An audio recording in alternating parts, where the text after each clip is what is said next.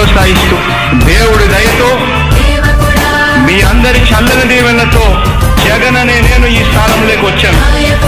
దేవుడి దయ మీ అందరి చల్లని దీవెనలు ఉన్నంత వరకు వాళ్ళు నా వెంట్రుక కూడా పీకలేరు అని చెప్పి కూడా ఈ సందర్భంగా తెలియజేస్తా ఉన్నాను. యుద్ధానికి ఒక రూపం ఉంటే నీలా ఉంటది అంటాం, పోరాటానికి స్ఫూర్తి ఎవరంటే చరిత్ర వినిపిస్తాం, విజయానికి రాజు ఎవరంటే నడవడే అంటాం, వినయానికి నిజమంటూ ఎక్కడంటే నేను మాత్రమే చూపిస్తాం.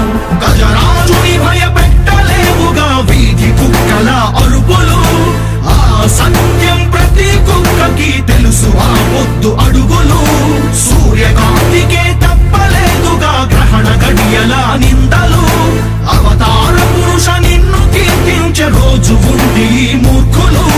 ముళ్ళ దారిలో నువ్వు నడిచి మాకు పూల దారినే వేస్తున్నాడా, నిన్ను నిందించే వారెవరైనా మనిషి జన్మ కర్హులుగా గలరా. స్వాగతం స్వాగతం సేద సంరక్షకుడా, స్వాగతం స్వాగతం ధైర్య శౌర్య నవోదయుడా, స్వాగతం స్వాగతం శాంతి సంకేత సైనికుడా, స్వాగతం స్వాగతం పంచభూతాల రూపకుడా, నాయకుడా నాయకుడా నవ్యాంధ్ర నవ నిర్మాణపు శ్రామికుడా శ్రామికుడా, స్వాగతం వీరా సేవకుడా సేవకుడా, నిజ జీవితాల్లో పొడిచే ఉషోదయుడా ఉషోదయుడా, స్వాగతం వీరా.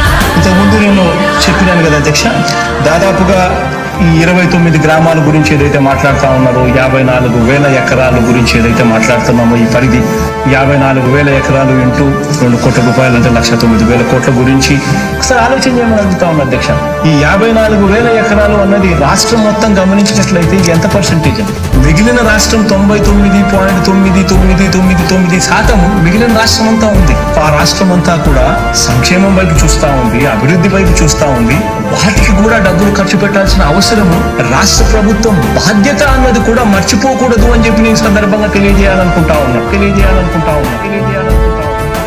ఎన్ని కష్టాలు ఎదురవుతున్నా చిరునవ్వుతో ఎదిరిస్తున్నాడా, నువ్వు లేకుంటే చీకటి కూపమే నవ్యాంధ్రల ప్రతి ఊరు నాడా, ఎన్నో నిందలు నీపై మోపిన ఇచ్చిన మాటకై బ్రతికేవాడా, ఎన్నేళ్ళైనా ఎన్నాళ్ళైనా నువ్వే మా నేత మా నాయకుడా మా నాయకుడా మా నాయకుడా. నువ్వు నమ్మేటి దైవమేదంటే కష్టమొక్కటే అంటాం, నీకు ఉన్నట్టి ధైర్యమేంటంటే జనదీవెన చూపిస్తాం, నీ ఆనందం ఎక్కడుందంటే తోడి ప్రగతిలో అంటాం, నిన్ను నడిపేటి శక్తి ఏదంటే సహనం చూపిస్తాం.